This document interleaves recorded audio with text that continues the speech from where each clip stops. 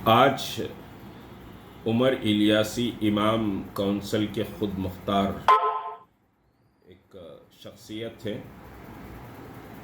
और ख़ुद से बहरहाल अपने आप को प्रोजेक्ट करते हैं। उन्होंने मोहन भागवत जी जो आरएसएस के सर संचालक हैं उनको कहा कि ये राष्ट्रपिता है। मोहन भागवत राष्ट्रपिता नहीं हो सकते हैं, न राष्ट्रपिता का मकाम इस मुल्क में कोई और ले सकता है। राष्ट्रपिता सिर्फ महात्मा गांधी हैं। महात्मा गांधी से बड़ा इस मुल्क में कोई और नहीं है।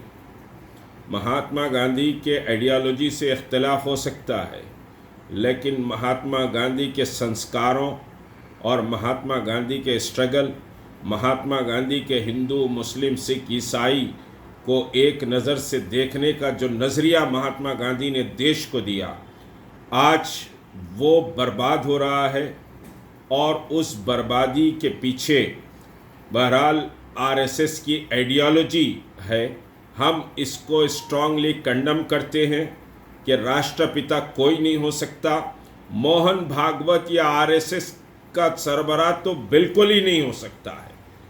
और ये उमर इलियासी का अपना ऐलान है, वो राष्ट्रपिता कह लें, खुदा कह लें, क्या कह लें, वो कह लें, लेकिन इससे मुसलमानों का कोई ताल्लुक़ नहीं है। न हिंदुस्तान के 135 करोड़ अवाम का ताल्लुक़ है। हिंदुस्तान के 135 करोड़ अवाम राष्ट्रपिता महात्मा गांधी को मानते हैं और वो मानते रहेंगे, क्योंकि महात्मा गांधी के जो संस्कार थे इस मुल्क को एक गुलदस्ते की तरह वो समझिए देखना चाहते थे।